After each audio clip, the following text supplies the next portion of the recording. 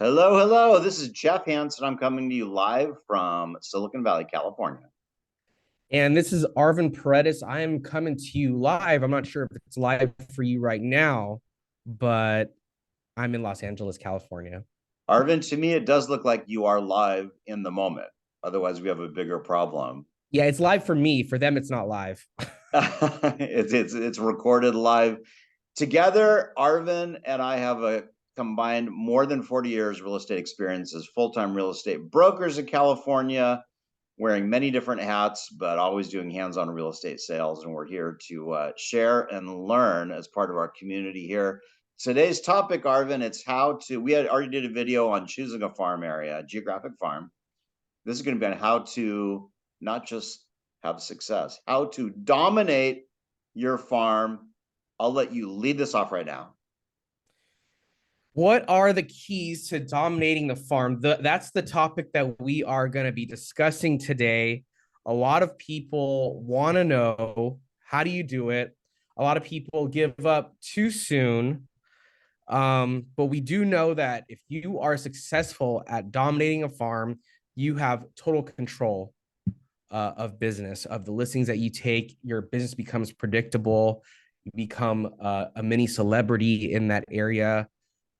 And you have done it at a very high level, Jeff. So, what do you think are some of the keys at dominating your farm? What do you have to do? Because the Well, one thing that actually, comes to my mind is consistency. But what else? well, the thing you just clicked on was a term I heard years ago, which is the goal is to become a mini celebrity where people just know your name right there. Mhm. I mean, most agents know of some area where you live where there's an agent that is known for that neighborhood. So dominating a farm, the best success is when they just know you by name, like, oh my God, that's whatever your name is. So the way that that happens is just like marketing for anything else. Coca-Cola keeps marketing constantly, right? I mean, they've been out around for 100 years. Everybody knows Coke, but you know what? They keep marketing because it works. McDonald's keeps marketing. So the bottom line is you want to be in front of them really, really often. Keep in mind, this is for sellers, right? You meet buyers out of it and other things, but these are sellers that are going to be selling in a geographic area. And people, when they hire a listing agent, they want two things: someone they know and trust, and the local expert. Usually they have to choose. So your in is not that they know and trust you, it's that you're the neighborhood expert. So everything, the communication with those people in this farm area is how you are the neighborhood expert. Now, the ways that you're going to get in touch with them, and like you just said, you want to be there often and regularly. The two basic things to do: one is knocking on doors, knock knock knock, which is a really old school kind of thing, but you know what, there is a do not call list, there is not a do not knock list. You can always door knock, Nice. there's nothing against it, and it's great to get out and meet people. Plus you want to know the area really well and be an expert there, so when they see you there, just like someone running for office, you have a local office. I've had people knock on my door, hey, I'm running for the local city council, right? You meet them in person. So they put a name with a face, and this is the ideal thing: door knock, meet people in person, and then follow up with a regular mailing campaign where they get your, and the mailer. I am a believer in a postcard mailer because it's very simple, it's less expensive. Picture of you, property for sale, or what's happening in the market, ideally a property for sale, and then your tagline, which is, I work for years on condos in downtown San Jose. And mine says Jeff Hansen, the downtown condo specialist. And I put that on the first mailer I sent out because I decided I am the specialist. And so just and the repetition of that. And then once you get a listing, that's just to the hardest thing is getting the first listing. Once you get that, you want to like blast that to everybody. Obviously social media and things like that, but also that's another opportunity to door knock, talk to people, send another mailer out, invite people to the open house. Tons of open house signs, a sign in the yard, obviously, and then you meet lots of neighbors. And once you and then the momentum builds because they see your sign, they see you, they get these mailers from you, they see you knocking on the door potentially or dropping something off. Um, what comes to your mind when I'm explaining all this? Just that people in the neighborhood will attach your name and your face to their neighborhood. They may, even though you may not be getting a ton of business right now or at any point in time, the fact that they just see your name and your marketing and your signs everywhere makes them feel like you are getting the business. You're taking every listing, in the neighborhood because they see that. That's why they're going to call you. In fact, I just remembered there's a ad agency for realtors used to be around called Hobbs Herder. They did a study where they created a fake agent. Well, they interviewed people in the neighborhood and said, who's the dominant realtor in your neighborhood? And they got a list. They called people. Then they did 8 weeks in a row, one mailer once a week for 8 weeks straight with a made up agent. They used a face and a name of an agent that didn't exist. Then they called people after 8 weeks and said, who's the dominant agent in your neighborhood? And most of the people said this made up agent who couldn't have even had a listing, right? No one had actually met the person. They didn't exist. So that's the power of regularity, and that's what creates influence. And I'll just say the great thing about when you are known in a farm area, this is what I've experienced, is that you have credibility. When you come in, people, that mini celebrity thing, people almost like, oh wow, it's so good to meet you in person. I see you here. Here's why I literally have heard this many dozens of times. I see you everywhere, even though I know lots of times it's just from a mailer or maybe some, but they start seeing a sign out, it connects with something else. Now, some people do billboards and other things, but the two basic things, one thing you can do if someone is starting farming and they have limited resources is certainly door knock. Just do it repeatedly all the time. Be there regularly, right? And then as soon as you have a sale or have some funds, you want to start mailing to that area. Now, our other video was how to pick a farm. That's a whole other topic, but your goal is to be the #1 dominant agent, whatever it takes, as long as it takes. And this could be the case even if there's another agent there that's currently has a fair market share.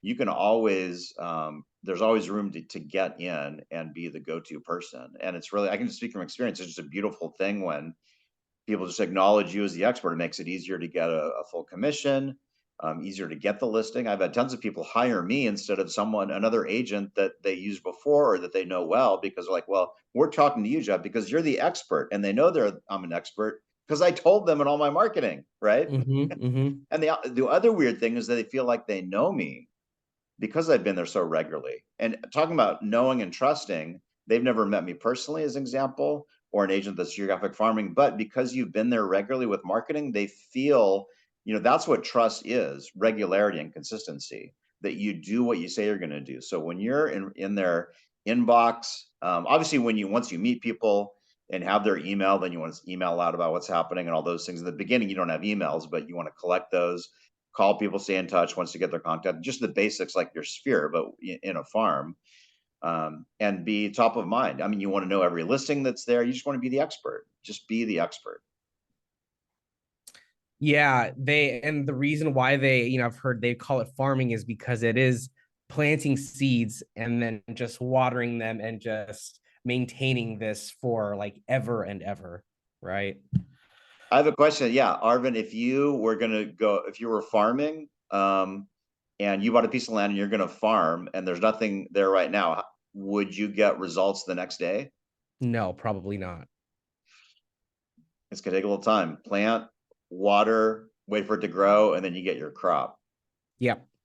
And this is like a whole other topic, but all the cool things about farming are that it's so, you really, because you know an area, you know all the comps. It's easier doing a CMA on a listing, right? Because you know everything that's there. You know the different floor plans, the builder, or in my case, the condo, or the different buildings, right? What the amenities are. You don't have to learn everything new another time. Also, if you're dominating in a little area, when you go to put a lockbox on one property, you stop by another one to pick up a key, you go here to do this, to show a property, like it's all in the same area. So it's very efficient with use of your time too. So I'm blabbing on and on, but total believer in geographic farming. Very few agents do it at a high level because it takes time and energy and you have to invest in it for it to pay off. But I just think it's the first guy I learned from who was hugely successful. That's what he did: door knock and meet people, send mailers, and become the mini celebrity. I know it works. I went to a friend's house out of the area, and I like to look at my friends' fridges to see what kind of photos and magnets they have up there. And every time I go there, there's always this new magnetic pad, like a notepad, where it has the realtor, like two brothers who market constantly that specific neighborhood. And I asked them, I asked them, I'm like, so do these guys send things pretty frequently? They say, yeah, it seems like they just do all the business here.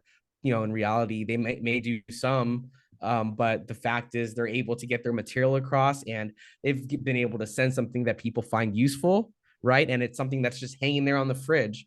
I think if you were the scary thing is, I think if you were to ask a lot of your friends, a lot of your family, if they know who a popular agent is or one of the major realtors in their area, even if it's near your area, I think they'll probably have some kind of an answer. And that's just the power of farming areas. Totally, totally. Yeah, and also it's true that people have in mind only space in your brain for one or two, rarely three, maybe three max of anything. Like if you need to get your tires changed, a tire company. And then if they're closed, maybe another. Same with realtors. When you don't need a realtor, it's just in the back of your mind. Then you got a job change, you're moving out of the area, you want to move up to a bigger home, you find a new home you want to buy, you're like, oh, who's that? That's when you need someone. Until then, you don't care. So you want to be that first name they think of. Oh, who's that guy or that gal who, sells all the homes around here, right? Right. Idea, and that's why regularity is important too, because they make that decision. And if they haven't kept your materials around, maybe they get something from you like the next day, right? Oh yeah, that's right. It's Arvin. That's right. Yeah, Arvin's the dominant agent here in Santa Monica. Gotta hire Arvin if you're in Santa Monica. Who wouldn't? Come that's right. on. Well, that pretty much ends my thoughts. Both of us are always available for individual coaching or consulting on how to grow your business and how to have success in many ways. Certainly, farming is a fabulous one. Final thought you have? Yeah, it's something that a lot of people don't do, farming. It's because it requires just so much persistence over time, over a long period of time. Yep. So, just if it's something you've thought about doing, just do it. Just start it, do it, and don't ever stop and see Do what it. Be happens. a farmer. Yeah. Awesome. Okay. Bye for now.